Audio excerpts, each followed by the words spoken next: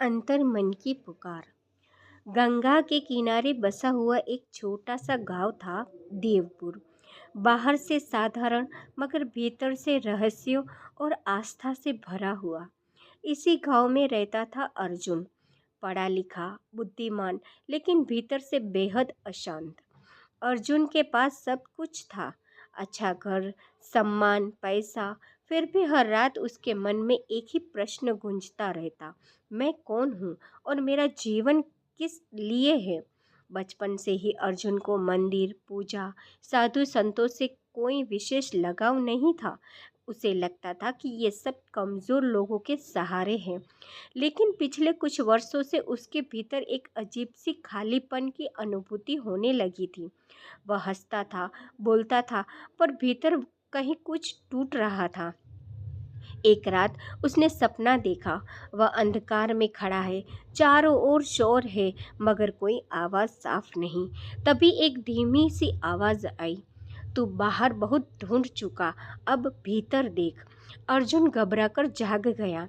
अगले दिन गंगा घाट पर उसने एक वृद्ध साधु को देखा।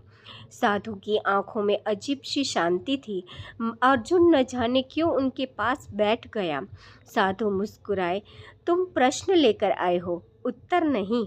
अर्जुन चौंका, आप कैसे जानते हैं? साधु बोले, जिसके भीतर हलचल होती है उसकी आंखें बोलती हैं। अर्जुन ने पहली बार अपना मन खोल दिया। साधु ने बस इतना कहा, जिस दिन तुम स्वयं को खो दोगे उसी दिन स्वयं को पा लोगे। अर्जुन के लिए यह बात समझना आसान नहीं था। खोना? मैं तो पहले ही खोया हुआ हूँ, वह मन ही मन बड़बड़ाया। दिन बीतते गए। अर्जुन ने ध्यान करना शुरू किया, लेकिन मन भटकता रहा। कभी काम की चिंता, कभी भविष्य का डर। एक दिन ध्यान के दौरान उसे अपना ही बचपन दिखाई दिया। वह छोटा सा अर्जुन जो बिना किसी लालच के हंसता था। उसकी आंखों से आंसू बह निकले। एक रात तेज तूफान आया, गांव में अफरा तफरी मच गई। अर्जुन साधु को ढूंढता हुआ घाट पहुंचा। साधु वहीं ध्यान में बैठे थे। अर्जुन चिल्लाया, सब कुछ नष्ट हो रहा है। साधु ने आंखें खोली, जो नष्ट हो जा सकता है वह तुम्हारा था ही नहीं।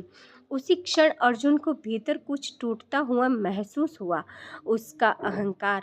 उस रात अर्जुन ने गहरा ध्यान किया, न कोई विचार, न डर, न चाह, बस शांति।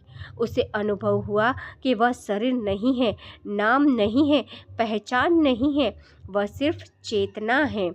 उसी चेतना में उसने वही आवाज़ सुनी, तू वही है जिसे तू ढूंढ रहा था। सुबह हुई, गंगा शांत बह रही थी। साधु वहाँ नहीं थे। अर्जुन अब बदला हुआ था। वह दुनिया से भागा नहीं, बल्कि दुनिया में रहकर जाग गया। अब वह लोगों की सेवा करता, मुस्कुराता और हर इंसान में स्वयं को देखता।